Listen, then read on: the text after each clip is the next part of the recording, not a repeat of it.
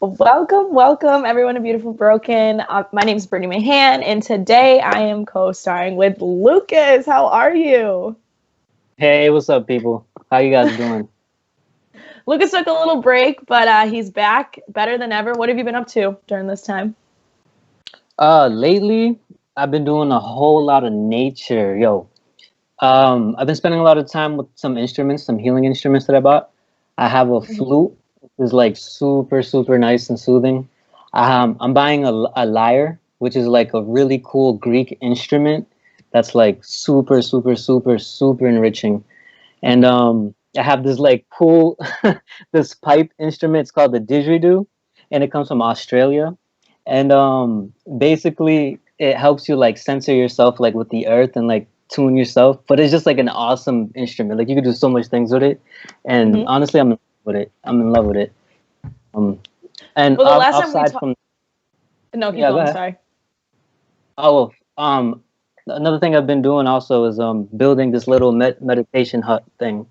And it came off a spur of the moment of basically just sitting outside. I was like, dude, why don't I just build something? I've never built anything before. I know I could do it, so why not do it? And I did it, and it came out awesome. So why not do it? And I did it. Yeah, baby. That's awesome. Yeah, Yeah. obviously, I started fishing. I You love to fish. fish, Brittany fishing. That's Everyone dope. keeps saying that. I haven't taken a fish off the hook yet, though, but I will.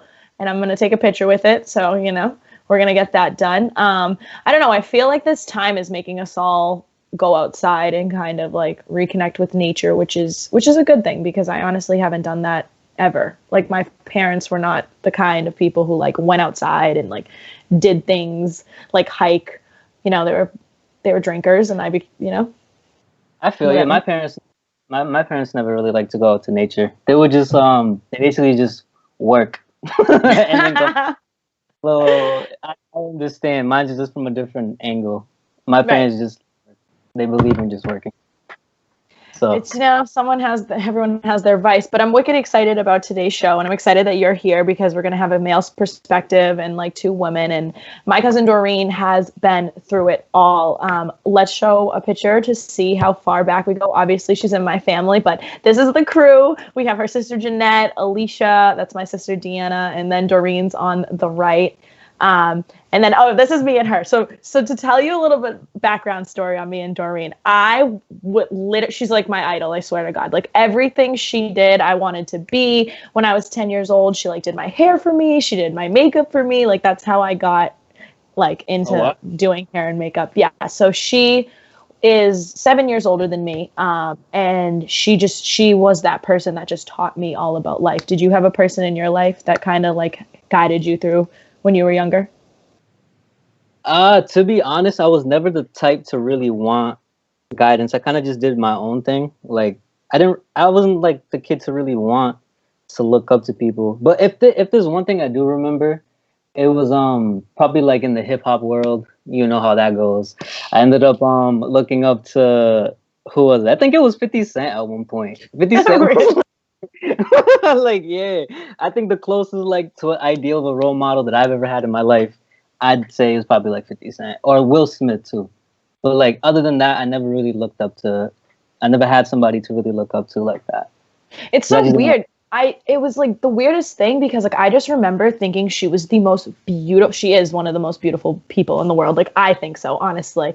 And I remember being like a little girl, not knowing how to do my hair and makeup, and being like, I just want to look just like her. Like if like she told me her nationality, right? And she's like, yeah, we're Portuguese, Brazilian, Irish, and Italian. Okay. And at this moment, I didn't know what my nationality was because I was so young. So these boys Yeah. would be like, what's your nationality, Brittany? And I'd be like, Portuguese, Irish, and Italian and Brazilian, and I would pray that that's actually what I was because it was like we just Uh, didn't talk about stuff.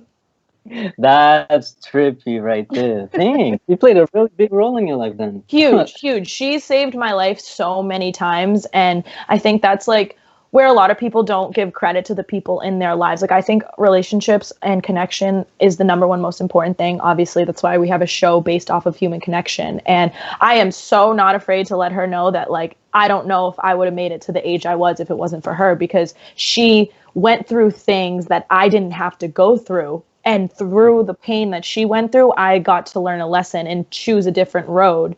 And it's through her sister, through the people that are going to be on this show. They've all taught me a life lesson. And instead of, touching that hot fire and getting burned, I learned through them, and then I took a different path. Well, there you go. That's dope. That's really, really, really dope. Like, congrats for you guys, and to have that type of connection is beautiful. You know what I'm saying? And I don't know if she's ever heard you say that before, but I bet you just saying it now is really making the connection with her for sure, for sure. You know what I mean? It's one of those things where I just feel like a lot of people don't like to show somebody how much they matter to them because of what? Because of fear, right? Because it is scary. Like, rejection is tough, but why hold back how you feel and then get left wondering, like, oh my gosh, what if I said how I truly feel? You know what I mean? Yeah, exactly. And the thing about when you share these type of moments with people, you're building a bond that is like a lot stronger, and they understand you a lot better. And you guys are just like gonna have a dope relationship off that, like, for sure. And you know me, Lucas. You know I don't like joke around. Like, when I tell you exactly how I feel when I'm feeling it. If you are vibing with me, we're cool. If you're not, all right. Like, as long as I know the truth. I think the number one thing that, like, I run with is I hate sitting in unknown, wondering, like, what is this? Do you like me? Do you not? Are we friends? Are you not my friend? Like, the truth is just the solid of a great foundation for any relationship. Yeah, for sure. And like, the truth is, dude, you feel better. You don't have to like step around not knowing what the heck is going on, and you could just be yourself at all times. You know what I'm saying? Right. You kind of open for just natural stuff to happen. Like, it's cool. It's beautiful. I love it. Awesome. So, just for all you at home, Doreen has been a single mother since she was 20. She's overcome depression, anxiety. She's overcome other drugs. Her story is up to her and what she's going to share with you guys. But I've obviously personally known her my whole life. And she is just such a bright, bright, bright energy. She lights up the room whenever she walks into it. And I call her the ear that's always there to listen, because no matter if she's having a bad day and she's on the floor crying, she will still sit there and like love you and listen to you and completely push her feelings aside just to support you. So it's honestly incredible. So let's go to a commercial break, and then when we come back, we will bring her in. Awesome. Hey, look, it's those guys. What's good? What's up? What's happening today? Let's hit those pearly whites, man. Yeah. The boys, check it out.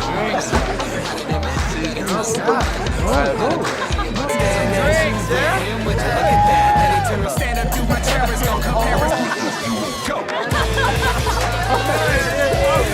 Gosh, I'm so hungry. Do you guys want some pizza? Ooh, cute. Are you good to drive? I'm fine. Hey girl, what's up? What's the name? What's good? What's up? How many did you have? I should be fine. You should be. Sir, go and step out of the vehicle for me. Yes, sir. See ya, buddy. Today, Sean's got a hearing. We'll see how it goes. Good luck. So it turns out, buzz driving and drunk driving, they're the same thing. And it costs around $10,000. So not worth it.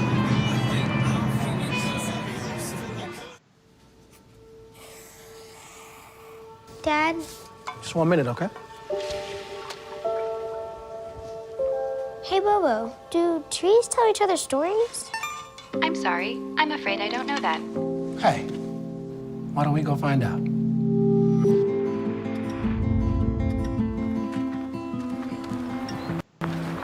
Listen.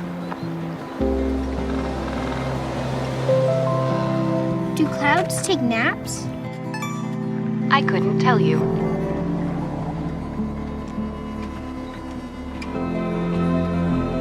Can birds draw pictures? I don't have an answer for that. Dad, do stars visit their friends? Look.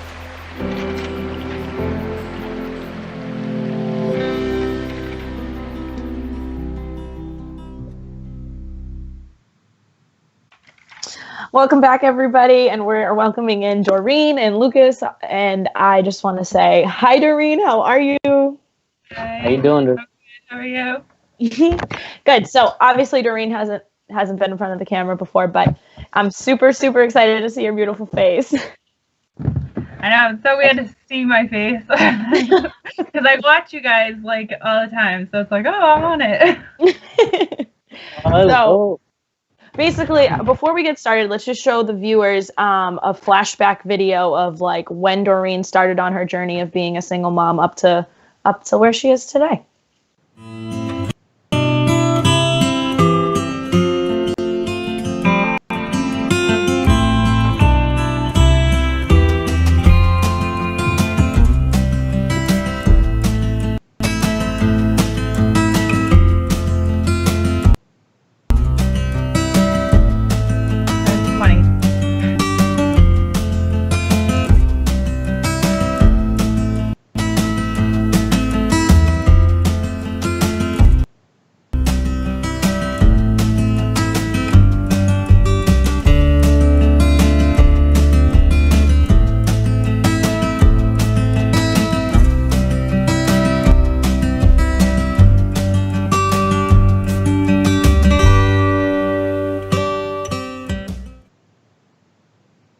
The drastic change of Tristan is insane. I know, right?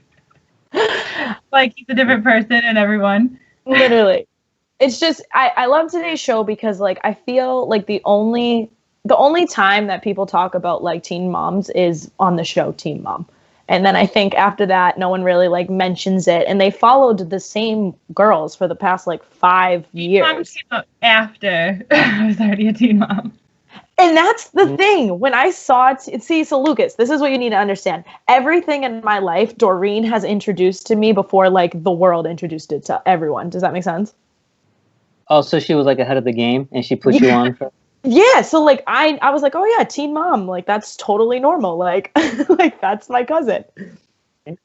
So she really put you on to a lot of things. Like, you are very valuable. Wow. So valuable. Like, so, like, the thing is, okay, so, like, just to give our viewers some background information, our grandmother and our grandfather were from Portugal and Brazil, and then they came here to America, and they had a daughter, which is her mother. And then they had 4 other children after that.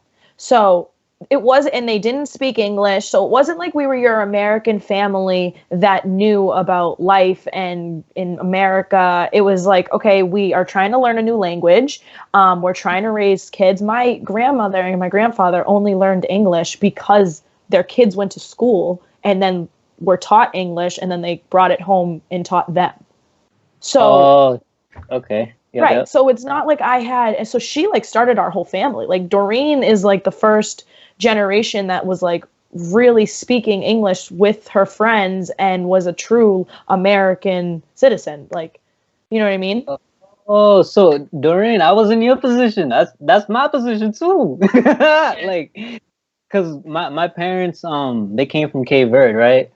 And they did know English, but it wasn't like fluent English where they felt comfortable talking to anyone, anytime, anything. Like me and my sister were the first ones who, within our little family group, who are out here, and a couple other cousins who had to like go through the same thing, get used to a whole new culture that our family was not familiar with. So we're kind of like the pioneers. So I feel you on that 100%. Yeah, my dad's from Portugal, my mom's from Brazil. But my mom came here when she was like a baby. My dad came here when he was 16. 16, right. Wow. He started dating my mom like right when he got here. And that's the same with my parents. Yeah, same thing over here. And I think like people who don't come from foreign, like people who have generations on generations on generations of family in America, they don't understand how we don't get it. And it's like, we just, in our own world, you have to remember that nowadays I'm having a show and you're at your home and you're at your home and we're all together. But this was back in what, 2004? Like there was TVs that were this big. It wasn't, we weren't all connected like that. Computers are huge. Right. Like, dial up. so the only way I could learn about life was from the people that were in front of me. So my cousin Doreen and my cousin Jeanette and my cousin Sherry. I'm like the 7th grandchild on my mom's side, and then we really didn't talk to my dad's side. So they were everything to me. They showed me what high school was. They showed me what boys were. They showed me how to get ready, like the whole 9 yards. Because I mean, how else was I supposed to learn? You know? Right. Yeah. I just like to like do hair and makeup, so I would always do it on you guys, and I'd be like, oh, this is my little like live doll. Oh, okay. Dang. She taught you, and she put you on to different like makeup things ahead of the game too. I'm a 10-year-old, right, walking into a party. I have my whole head in makeup done as if I'm 15 years old. And these little 10-year-old girls are like, what the hell? And I thought nothing of it because I'm like, what, you don't have an older cousin to do your hair and makeup? Like, no, it's I Brittany. was like doing Pilates, and Brittany right next to me doing the Pilates right with me. Who was doing Pilates? She didn't even need to do Pilates at like 10, but she'd be like, I'm gonna do Pilates. I wanted this is who I wanted to be in every way, shape, or form. When I was 9 years old, if you said who do you want to be, I'd be like my cousin Doreen Silva. Like anything she does, I'm gonna do. So let's start to talk about your journey, Doreen. Like honestly, share with us how like even though I was looking up to you, right? How was life for you while your 10-year-old cousin was just watching you the whole time? I think like around, so when you were 10, I was actually, you said 7 years apart, but I think we're 9 years apart. So then when you were 10, okay, so I started dating, I don't want to say name, but like Tristan's dad, when I was 15. So I think at 15, you probably don't even remember much of that, but I was 15, and yeah, we started dating when I was 15. I didn't want to become his girlfriend yet because I was like, no, like I'm 15. And at 15, like I didn't know him yet. Like I thought I knew him, but I was having a like kind of a facade that I was getting from him. Mm-hmm. So I like fell for like you fall for somebody. And I was 15 falling in love. And he was like, I think the second person I had ever had sex with. Right. And I want to talk about that because I had just, Doreen, you know this. I lost my virginity to one guy, and when a woman loses her virginity, I don't know if you lost your virginity to him, but. No, I didn't lose to him, but. But he was like the first person that you like kept. Really like continued to like see after. Like other people will kind of like, you like do it and you like them, but it doesn't become like anything. But he was like my first relationship ever, like really my first real relationship. Right. And this is what I want to say to all you men out there. You have power over a woman when you take her virginity and when you continue to like hook up with her. It's insane. I couldn't even. Yeah, I was obsessed. Literally, it's like all we do is we want to see you, we want to be with you, we want to hold you, we want to love you, and we don't even stand that we're just suffocating you men because we just are so into you, and it's like I don't know, is it like that for men, Lucas? Special. For men, it depends. I guess it depends on the connection with that person. For me, I didn't feel that way when I lost my virginity. I don't know. I didn't. It was natural. It wasn't nothing too much but I felt that connection with the person. It felt very, very intimate, and it was something I had never experienced before. But it wasn't something enough to make me feel. It was scary, I think, for me more than anything, because I didn't think you could ever get that intimate with another person. Like I didn't think I could ever feel what I felt when I did lose it. So I got a little bit intimidated because that then made me question a lot of things and like human connection and just being with people and what that means. Because if you could feel that way, like through sex, is that the only way that you can get that intimate with somebody? Is it only physical touch? So I think that's what really like scared me. I'm like, it opened up my mind to like a different way to see people and to share my time with people, especially with women. Yeah. So I think in that aspect, yeah. So Doreen, so you met him at 15. You ended up falling in love with him. You guys get pregnant at 19, right? Yeah, but I didn't become his girlfriend until I was like 16. He asked me out, like, he asked me to be his girlfriend, like, all the time, and I was like, no, because I had heard all these crazy stories about him, about, you know, how he was kind of crazy. And I was like, oh, but he's so nice. He buys me dinner all the time. He always gives me rides. He takes me to my friends' houses. Like, I didn't see that side of him until I became his girlfriend. And then when I became his girlfriend, he would like show up at my friends' houses looking for me. He would like really be like crazy, and I'd be like, oh my gosh, like, but when you're that young and somebody's that crazy over you, you think that they just really love you. I know. Like, let's talk about that for a second, because it doesn't even matter if you're only 15 years old. There's 25-year-olds, 30-year-olds, 45-year-olds who will only be with a person who's psycho because they think that's what love is. And I'm like, bro, you do not know what fucking love is. You don't. I feel you. No, it really do. Yeah, for sure. But like, how do you show somebody what real love is at that point? Like, how do you help someone in that situation? What do you say? What kind of conversation? Or like, you know? Nobody really could help me at that point, because it was like, even if like anybody said anything to me, it was kind of like, well, he loves me. Like, he just gets jealous because he really loves me and he cares about me, and you're kind of under like a spell a little bit. Yeah. It's like you think that, and then you're like, oh well, he only does this because he cares about me. But by that point, by like 16, I had already felt like I was kind of stuck. Mm-hmm. There was no leaving the relationship, and even if I didn't think I wanted to, there were so many times, trust me, that like I thought that I could end it, but there was no ending it. Like, and then, you know, I had friends try to warn me. I had bruises that I had to like cover up and things like that. This is so long. Like, Tristan's 15 years old, so this is like 15 years ago. Well, this is like stuff that I've like suppressed. Mm-hmm. But it's like, it's just even like thinking about it is like, oh wow, like I can't even believe that was my life. Yeah. And that's the thing, like, everyone on here knows about my background, Lucas, and to just kind of share Doreen's a little bit. She comes from like a similar home where her dad worked all the time. Her mom works. She was kind of left alone to kind of fend for herself. And when you're not receiving that love that your parents should be giving you, you then look for it in other sources. Is it safe to say that like me and her have the similarity where we went to men?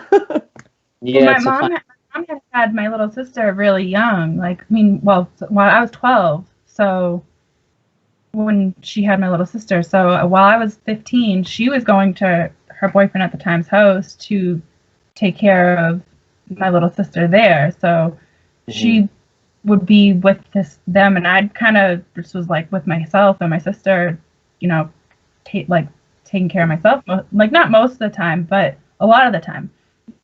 So I looked at him like him as like my savior, like my stepfather. Like, he was kind of like like he does everything for me. Like, he takes me here, he brings me there, he buys me dinner, and there was a point where he was buying me clothes, buying me everything, and so that you get that and you think that's the love that you're missing, but it's like it's control. Yeah, blurring the lines between control and love is dangerous, because then when someone feels like they have control, they kind of do what they please, versus them considering you and how you feel and what you want, and making the love 50-50 versus it being one-sided. Because to me, in my opinion, they have all of it. Yeah, you know. I mean, but I had been in that relationship, so that was 16. I I wasn't allowed to work. I wasn't allowed to, if I worked, there was a time I worked, I worked at Friendly's. And, you know, at Friendly's, you're like, you know, have a smile on your face and whatever, you know, the boss would always be like, smile, smile. And he happened to come to Friendly's, be watching me out the window and saw me smile. And because I smiled at a customer, he ran in and like started a big scene inside Friendly's. And like my boss was like, you can't work here anymore if this is going to happen again. We have to make sure this doesn't happen again. And I was like, I can't say this is not going to happen again. So I can't work here. So what did it feel like when you found out that you were pregnant by him? Well, this is like really deep. It wasn't my first time getting pregnant by him. I had gotten pregnant and we decided we were going to have an abortion because I was only with him at the time for 5 months. So I was like, oh my God, like he scares me. Like I can't have his kid. So then when the second time happened, it was 2 years later. So then I was like, okay, well, this time, like, we're going to have it. And so I was 19. He didn't want to become a father at all. So he got really into drugs. And he would stay out all night. And I was pretty much, like, my friends were my baby daddy. Like, they took care of me more, and they did more for me than he did. Because he was out all night and staying out all night, and I was just, like, by myself. I remember those nights. Okay, so just to like put me back in the story, just because like I was there for some of it. Like Peter, the guy would come over. the guy would come over, and he had this way about him which was really welcoming and sweet. And I'm sure that's a side of him, but obviously, like controlling men. I was in a controlling relationship, and it is just the worst place to be. If men, women, if you are in a controlling relationship, like please get help. Like just find someone who can help you, because they will suck the life out of you, and that's what they're honestly trying to do. Like they just need to be in control of everything, and honestly it stems from insecurity, because they are insecure that you it doesn't, or it does stem from insecurity? No, it does. Completely from insecurity. Right. And it's because they're afraid that if I don't have control of this person in all aspects of their life, then they'll see me for not being good enough for them and they'll leave. And I'm telling you right now, that is not love. That is not love. That is insecurity and control. And when you truly, truly love somebody, you want them to do and be whatever they are, whatever they like. However they like it, you're just like, baby, I'm happy you're in my life, and that is good enough. I do not need to control where you sleep, when you sleep, where you work, how you talk to others. So please, if you're out there, DM me, DM Doreen, talk to Lucas. Like, we are here to help you, because it doesn't start off just like controlling your whole world. It's small, and then it increases. Lucas, have you ever been in a controlling relationship? Nah, I've never been in a controlling relationship, to be honest. I don't think I've had much relationships to begin with, so it's kind of like I've only had like a certain few like romantic encounters in my life. So I haven't really put myself out there, just because I was like the type to just watch people. And I've had like friends who they were in relationships, and it kind of like made their life spiral in one direction because they were involving with someone who wasn't really there for them. So then I was just like, hey, look, let me just take that slow, because if it's really going to impact me the way it's impact people I've seen, then it's like, let me just, like, I could wait it out till I find the right woman, because I'm not in a rush, you know what I mean? Like, I don't feel like I need to feel something that deeply that I have to go out and control somebody, because then that just taints the love. Then it's not like, how do you look at a woman and then feel love back if it feels like it's controlling and it's not purely from their own heart? I feel like that's where it doesn't feel good anymore. It's not love. Lucas, why can't every man have your heart? Like, come on.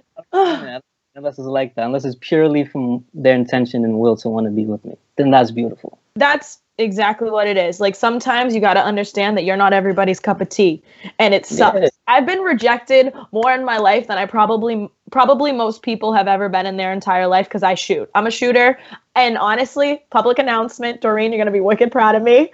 I'm not shooting anymore. I'm not shooting. Sometimes you don't have to, you know. Take a break. Take a break. I'm done chasing. Like I was a chaser, Lucas. I needed to get down to the root of the problem. I needed to know why I wasn't good enough. I needed to know it all. And I'm finally at this point in my life where it's like, you know what? I am here. I am whole. And I am going to just wait until actions of a man matches what he's saying. Because if it don't match, I ain't listening and I ain't walking. No. I hear ya. I hear ya. I'm so proud. Good job. Thank you. I knew you were gonna be Lucas. Good job. But you know what it is? It all comes to too, and like what I didn't have at that age that I was going through all this is I didn't have self-love. Mm-hmm. You know, I really didn't. I didn't even know what self-love was. Right.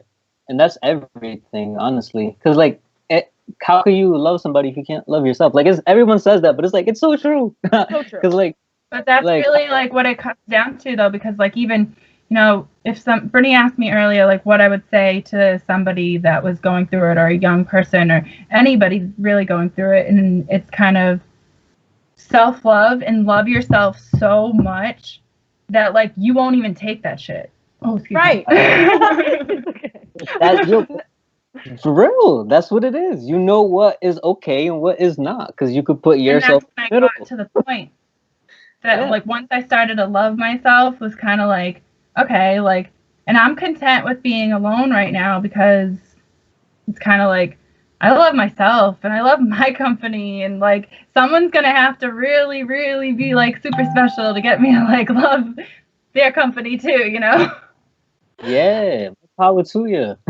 So I was talking to Alicia, and Alicia's our cousin, and I remember I was on the phone with her. I literally, guys, have just gotten to the point where I now feel like I love myself. So don't be like, it's a journey. Do not think that if you don't love yourself right now that you should be like loathing and hating yourself. Like that's not what this is about.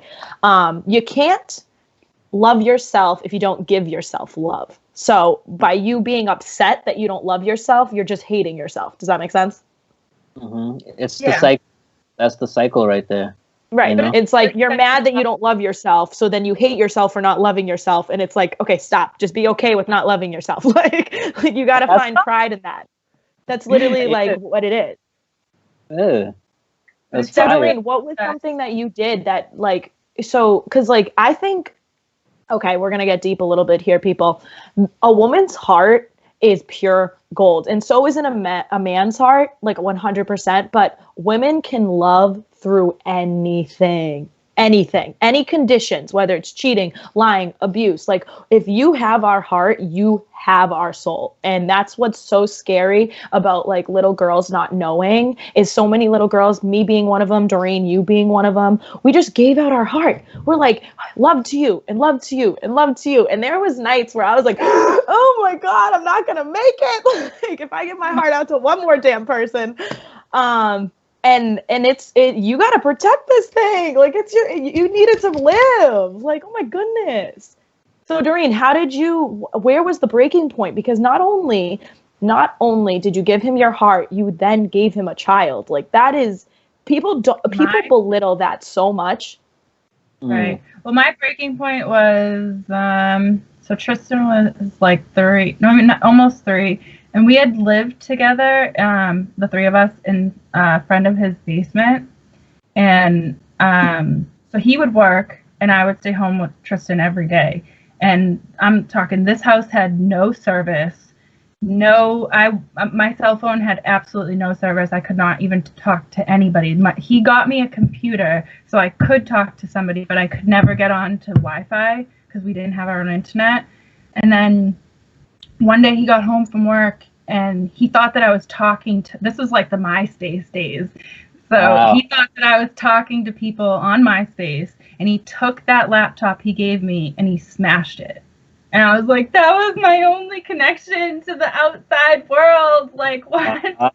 And then, like, so from that point on, like, I plotted my like out. Like it was like for weeks, like I was like, today is gonna be the day. And then the day would go by and I still wouldn't do it. And then I was like, the next day is gonna be the day, and I still wouldn't go. But then like one day I just couldn't take it anymore. I called my sister and I was like, I'm leaving all my stuff and I'm just taking me and Tristan's clothes. I left my bed. The bed was mine. The bureaus were mine. Everything was my furniture. And I was just like, I don't even care about any of that. I just want to go. And I took just me and Tristan's clothes and we moved in with my dad. How did that feel? So that it's a cycle, because, you know, when you're in that abusive cycle for a long time, you're kind of really used to it. And I tried to go back like 3 times after that. Like, I was like, I made a mistake. Like, we should still work things out. And kind of like, because anytime he told me he was seeing somebody else, I was like, no, I'll come back. I'll come back. 'Cause it's like, you get used to that. Is it because you I'm sorry. You say you get used to it? But like you get used to that cycle of the abuse, kind of, you know, like, so even after that, I tried to make it work with him, but he ended up like seeing another girl, and I was just like, okay, this is where I start to really respect myself and stop wanting him back. And I didn't date after for 2 years. Wow. Like, I didn't date anybody. Like, you know, I would still see him once in a while because it was kind of like, oh, well, this is my comfort. But then, like, I was just like, I'm cutting that off. And I didn't date anybody for 2 years. And dating after that was tough, because my first relationship after him,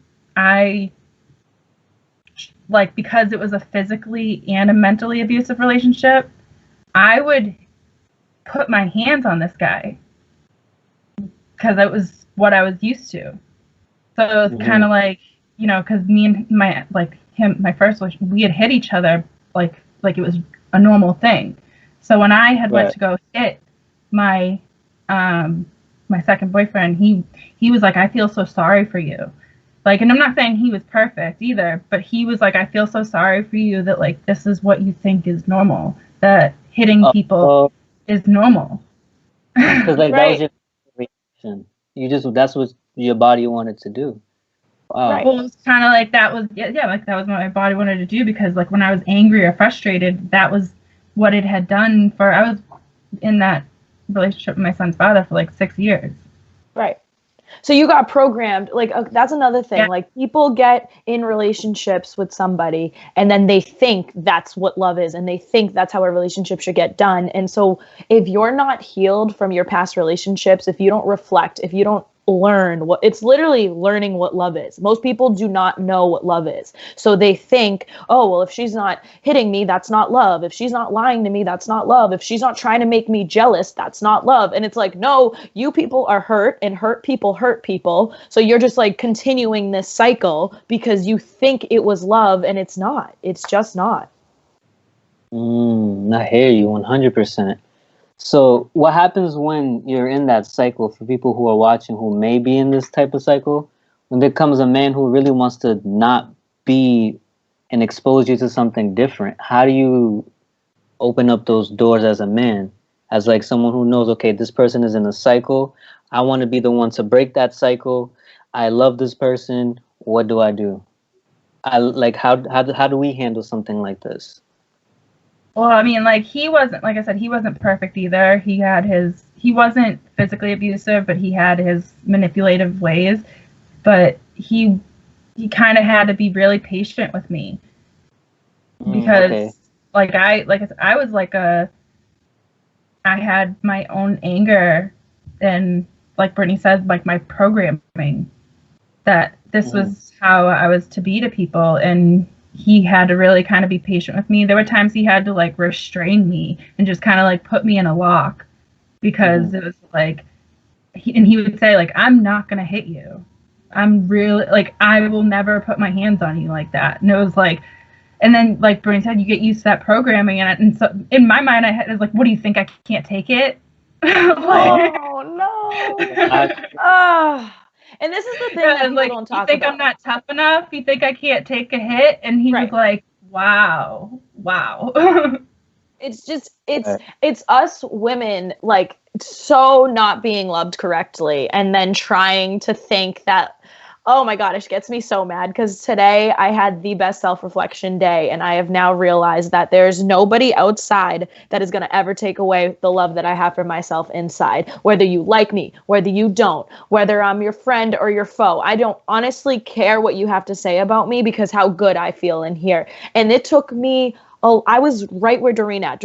Due to Doreen being in an abusive relationship, she taught me, Brittany, never hit your guy. Never let a guy hit you. And she would show me, her tears. She would show me her pain. And why would I then have to try an abusive relationship that's physical like that when I see someone I love so much suffering so poorly? And I think that's where a lot of people aren't looking at their surrounding people in their circle in their life, and they're missing the opportunity to learn from whatever life experience that their loved ones went through. Mm-hmm. Mm-hmm. And really paying attention. Brittany said that to me like multiple times. You really did. You would say that to me all the time, and I would always think about that, and it would make me kind of feel like, oh, I have this moral obligation to not be that person or that role model for them to look up to. And I never wanted you guys to be in a relationship like that, ever. But like I said, he was charming. You guys never saw, nobody ever really saw that side of him because he made sure to put on a good face to everybody. Oh. And I'm sure of other people, definitely got to see the other side because he brought it out a couple times. But so to fast forward, because I can't believe how much time has already gone by. We have about 20 minutes left. But what would you to fast forward? Because through all this, I know we already got to the solution, which is self-love, but how did you get there? Because you were in such a low place. You were in love with this guy. He abused you. You then went to alcohol. You went to, you started clubbing. You had a kid. You were trying to raise. You were in your early 20s. Where did you pull yourself out? What was your saving grace when it wasn't a man? Well, it was definitely after all the years of the clubbing, the drugs, the drinking, I had reached a point where it was kind of I can't live like this anymore. I started to really do some self-analyzing and really think, how can I be the best mother to my child? And right now I'm not giving him the best me. So I really I dove in head first to the self-help books. I started looking into meditation and just anything that would make me feel better, and started to learn about the ego and all that, the whole thing. Mm-hmm. But so from there it was kind of I became just obsessed with trying to be a better version of me, and I still do every day. It's kind of my thing is, how can I tap into, you asked me, my higher self? Mm-hmm. And it's whether it's music, dancing, exercise, listening to a podcast, listening to something inspiring, and obviously kind of the law of attraction and understanding that your thoughts create your reality, and always just kind of focusing on affirmations that will help me get to and I try to think of that affirmation and I'll repeat it over and over and over for a minute. Mm-hmm. So I can, attract more thoughts just like that. That's good. That's spot on. It's beautiful. What would you say, when you get in a low place, is that when you do your affirmations? Is that when you pull yourself out of it? Yeah. And, I have my breathing exercises that I do. I do my deep belly breaths that, because I've had panic attacks before. My whole life, I've pretty much had panic attacks. So, but I've learned to keep the panic attacks under control by doing my deep belly breaths and the affirmations. the affirmations are like huge. I'll even write them down sometimes. Just repeat it like for like an hour if I have to. Just sit there and write them. And gratitude, of course, gratitude. That's awesome. I'm happy you found that. That is like super, super, super dope. And how long did it take for you to feel the effects of all that you were doing? Like, did it take you months? Honestly, it was almost like it was instant because it was almost like my body was like craving for it because I had never given myself any of those things for so many years of my life. Mm-hmm. Wow. So it was kind of like I needed that. I'm so blank. We end at 8:50, so we have 5 minutes left. Okay, so Doreen, real quick, basically to all those girls out there, to all those men out there that are struggling, that they feel insecure, what would your advice be to them to help them move to their confident self, to the self-loving side? Well, just, believing in yourself is huge. Definitely believing in yourself and just love, like I said earlier, like love yourself, because the more you like love yourself and the more you get to know yourself, you have confidence in yourself by like knowing yourself and your emotions and all that, because you can avoid them, but they're always going to be there. Thank you so much, Doreen, for joining us. I really hope everyone got something out of this. We're going to wrap up the show real quick with Lucas, so don't go anywhere, but I love you so much, and thank you for saving my life more times than I ever can say you did. That's awesome. Lucas, I think it's so interesting. Her whole journey, obviously she has gone through a lot and she has overcome a lot. For her to be a single mom and be so okay with everything she went through, I think it just goes to show that like you are lovable wherever you are in life. And I was one of the people who had struggled with thinking I was lovable. Like I thought I had to have the career, the money, the house, like be super nice, look okay. Like I thought I had to have it all in order for someone to truly, truly love me. But the only person I was ever looking for to love me was me. Oh, and so you had so much requirements. Yeah. Once you let go of the requirements, you see how easy it is to love yourself.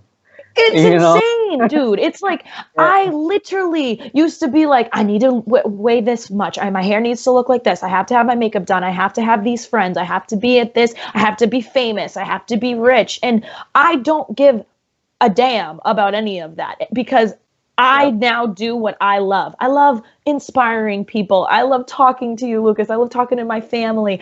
I love going for walks, And I think all our viewers out there, what I really want you to do is I want you to ask yourself, what does blank love? Insert your name.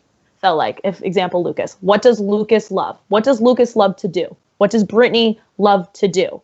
If you can't answer that question after that sentence, you need to work on that. That is what self-love is. That's how you're going to love yourself, because only you can give you the love that you need. And I'm telling you right now, if you do not love yourself, you will push amazing people away who love you because you don't love yourself and you can't receive the love that they have to give. You'll feel awkward. You'll feel uncomfortable. You'll think they're too much. And it's like, dude, if you're saying that because someone loves you that they're too much, that's a you problem. That ain't a them problem.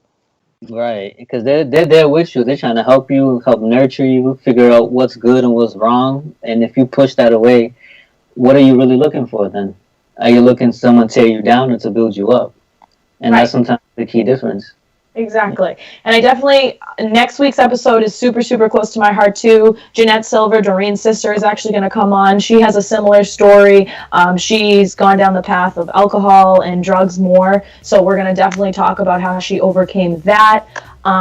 Ladies, gentlemen, protect your hearts. Love as much as you want to love. Give as much love as you can give. But remember, if you cannot accept love, you will never get it. So learn to love yourself. And I wish, all the best, because it's a journey. Hell yeah.